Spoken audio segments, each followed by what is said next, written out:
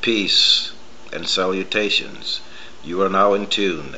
On the one, the force itself. At this time we call it the Master Blaster Jammin'. I am Ital Iman for the Underground News Network, www.unn13.com. Today is the 30th anniversary of Earth Day.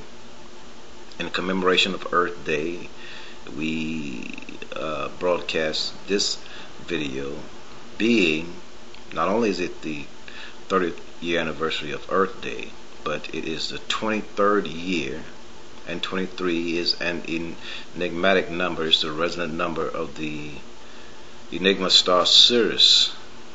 Well, 23 years ago, May 13, 1985, the Move family was bombed at 6221 Osage Avenue. 11 persons were murdered in that house, 6221. The number 6221 revealed the number murdered in the house. 2 escaped. Ramona Africa being the sole adult survivor, she escaped. 2 escaped makes the number 13, which is a resonant number of the ancient Maya calendar, the Zolkin. And there was a message sent from the constellation Sirius during that bombing. See our video, the parable of Move.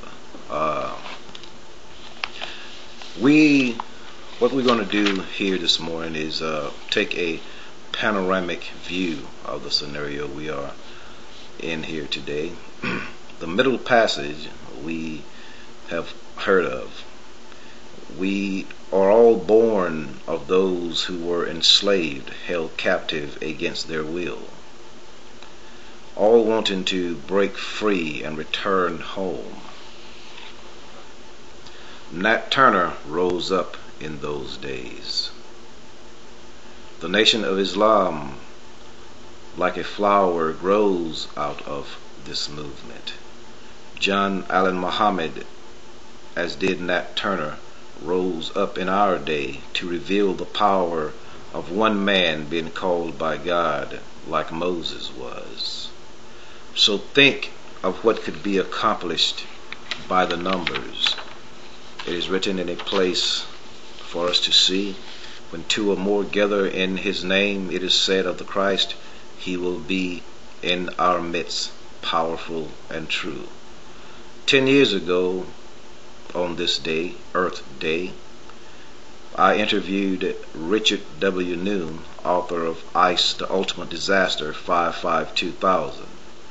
It was the 20th anniversary of Earth Day celebration. At that time, Ramona Africa was in prison, and I would interview her from time to time. Richard Noon told the world through his book about the mathematical code written on the walls of the Great Pyramid, states that in the year 2000, May 5th, that the 5 naked eye planets, Mercury, Venus, Saturn, Mars, and Jupiter, would be aligned with the Earth for the first time in 6,000 years. Richard Noon said on that date that trillions of tons of ice and water would send trillions of tons the poles shifting at that time would send trillions of tons of ice and water sweeping over the orb ship Earth. But people saw that the Earth was still here after May 5th, the year 2000, so they said Richard Noon and men like him were crying wolf. Well, I'm here to tell you that on the 30th anniversary of Earth Day, I interviewed Richard Noon on the 20th anniversary of Earth Day. So here 10 years later, I'm here to tell you that the poles did shift.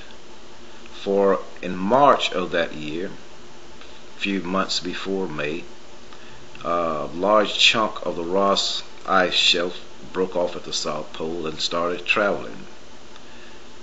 Since that time, more ice have broke away from the poles. So from May 5, the poles did shift. As I told you, the Ross ice shelf broke away. And the culmination of the polar ice shift will be 2012, December 21, 2012 will be the culmination. So when the poles started to shift, it was revealed to us that 12 years later, as it did 12 days later, aligned and more extensively.